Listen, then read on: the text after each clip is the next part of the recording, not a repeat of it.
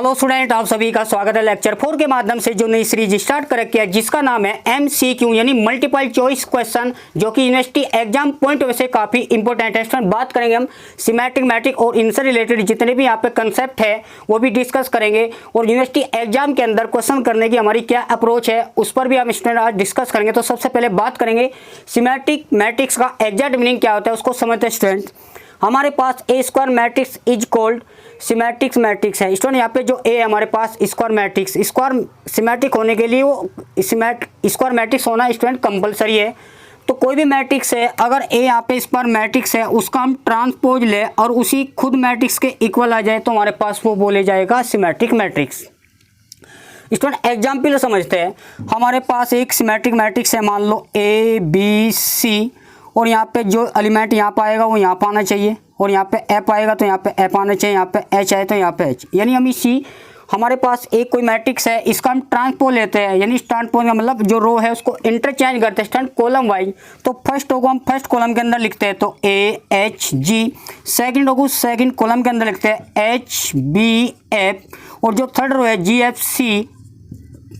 Student हमारे पास देखो ये जो ए मैट्रिक्स है AHG HBF GFC हमारे पास ए है तो हम इसको ऐसा लिख सकते हैं। तो कहने का मतलब हमारे पास है जो डायगोनल एलिमेंट है उसका जो यहाँ पे मिरर इमेज, स्टूडेंट यहाँ पे समझते हैं मिरर इमेज, अगर H यहाँ पे है तो H होना चाहिए, G यहाँ पे है तो कोने में होना चाहिए और F यहाँ पे तो है। तो अगर इस टाइप का मैट्रिक्स है तो हमारे पास वो सिमेट्रिक मैट्रिक्स होगा।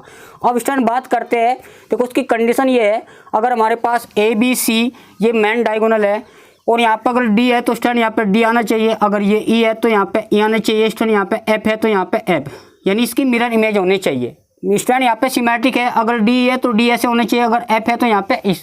तो इस तरीके से हम किसी भी मैट्रिक्स का सिमेट्रिक चेक कर सकते हैं। अब स्टूडेंट जनरल की बात करेंगे, हमारे पास दे रखा है उन्होंने AIJ और इक्वल होता है JI। स्टूडेंट यहाँ पे फॉर ऑल, देखो IJ के सभी वैल्यू के लिए यहाँ पे for all IJ, I student represent करता है वहाँ पे नंबर ऑफ रो और J यहाँ पे नंबर ऑफ कॉलम को रिप्रेजेंट करता है। अगर हमारे पास AIJ इक्वल हो जाए AJI, क्योंकि यहाँ रो को कॉलम में कन्वर्ट करने यानी A का जो ट्रांसपोज है उसी मैट्रिक्स के इक्वल आ जाए तो हमारे पास वो सिमेट्रिक मैट्रिक्स कहलाया जाएगा। अब बात करेंगे स्टूडेंट इसको सिमेट्रिक मैट्रिक्स।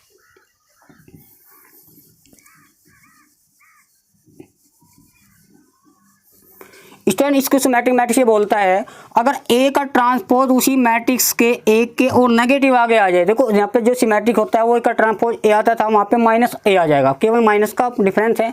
उसकी स्टूडेंट आइडेंटिफाई कैसे करते हैं, कोई इसको सिमेट्रिक मैट्रिक्स है, इसका जो डायगोनल एलिमेंट है वहाँ पे वो 0 होना चाहिए, एक पहचान। तो स्टूडेंट ये है, अगर हमारे पास ये A है, देखो यहाँ पे डायगोनल एलिमेंट यहाँ पे 0 है, सारे डायगोनल एलिमेंट यहाँ पे 0 है, यानी नॉन 0 मतलब 0 है। तो ये A है तो यहाँ माइनस अपोजिट साइन होगा, अगर ये माइनस के भी है तो यहाँ पे प्लस का भी होगा, अगर ये C है तो माइनस का, यानी अपोजिट साइन के होंगे। वहाँ पे क्या था स्टूडेंट, ये डायगोनल एलिमेंट वहाँ पे कुछ भी डिफरेंट हो सकते हैं 1 2 3, और यहाँ पे A था तो A था, प्लस B है तो फिर यहाँ B था, C है तो यहाँ पे C था, वो वहाँ पे सिमेट्रिक था। अगर जब हम डायगोनल वो इसको सिमेट्रिक्स की बात करें तो जो डायगोनल एलिमेंट है वे तो सारे 0 होने चाहिए और यहाँ पे AS का अपोजिट साइन, अगर वो माइनस है तो यहाँ पे प्लस होना चाहिए, अगर माइनस B है तो यहाँ पे कोने वाले में प्लस होना चाहिए, अपोजिट साइन होना चाहिए। तो चेक करने का स्टूडेंट ये भी तरीका हो सकता है। अब स्टूडेंट हम इसको कुछ इंपॉर्टेंट पॉइंट डिस्कस करते हैं, ये एग्जाम पॉइंट ऑफ व्यू से काफ़ी इंपॉर्टेंट होने वाले हैं। तो some important result based on symmetric और इसको सिमेट्रिक मैट्रिक्स पे। स्टूडेंट यहाँ पे कंडीशन है, ये क्वेश्चन यहाँ से बनते हैं, दोनों क्वेश्चन यहाँ पे इंपॉर्टेंट है। Number of non trivial entries in symmetric matrix, number of non trivial entries symmetric matrix के अंदर जो होते हैं हमारे पास, जिसका ऑर्डर n है तो n इंटू n प्लस के 1 और 2 सम इसको डिवाइड करते हैं। Number of non trivial entries in skew symmetric matrix के अंदर जिसका ऑर्डर n है तो वहाँ पे क्या हो जाएगा, n-1 हो जाएगा। दोनों में क्या डिफरेंस है, यहाँ n इंटू n प्लस 1 है और यहाँ पे इंटू n माइनस के 1 है, डिवाइड में 2 है। तो इस तरीके से यहाँ पे डायरेक्ट स्टूडेंट यहाँ पे स्टैंडर्ड रिजल्ट है, इसको आप डायरेक्टली रिमेंबर कर सकते हो। अब बात करेंगे हमारे पास नेक्स्ट पॉइंट की, हमारे पास all eigen value symmetric matrix are real. जितने भी हमारे पास सिमेट्रिक मैट्रिक्स होते हैं उसकी जो आइगन वैल्यू है वे सारी की सारी हमारे पास रियल होती है। अब स्टूडेंट अगर वो इसको सिमेट्रिक्स है उसकी जो आइगन वैल्यू है या तो स्टूडेंट यहाँ पे 0 होगी या प्योरली इमेजिनरी। स्टूडेंट यहाँ पे कंसेप्ट को समझते हैं, भाई ए कोई सिमेट्रिक मैट्रिक्स है, इसकी आइगन वैल्यू तो रियल होगी। अगर वो इसकी सिमेट्रिक मैट्रिक्स है, इसकी जो आइगन वैल्यू है वह तो 0 हो सकती है, या फिर student purely imaginary. Purely imaginary का मतलब यहाँ पे स्टूडेंट 2i 3i, यानी इसमें रियल पार्ट, देखो ये प्योरली इमेजिनरी नहीं है क्योंकि यहाँ पर रियल पार्ट आ गया। प्योरली इमेजिनरी का मतलब रियल पार्ट नहीं होना चाहिए, केवल i का कोफिशिएंट, जो हमारे पास आयोटा होता है इसका कोफिशिएंट, उसको बोलते हैं प्योरली इमेजिनरी। तो आइगन वैल्यू इस टाइप की आ सकती है। अब बात करेंगे इसमें नेक्स्ट पॉइंट की। हमारे पास ए सिमेट्रिक मैट्रिक्स है, then adjoint is also symmetric matrix. अगर स्टूडेंट हमारे पास एक कोई सिमेट्रिक मैट्रिक्स है, उसका अगर हम एडजॉइंट ले वो भी एक सिमेट्रिक मैट्रिक्स होगा।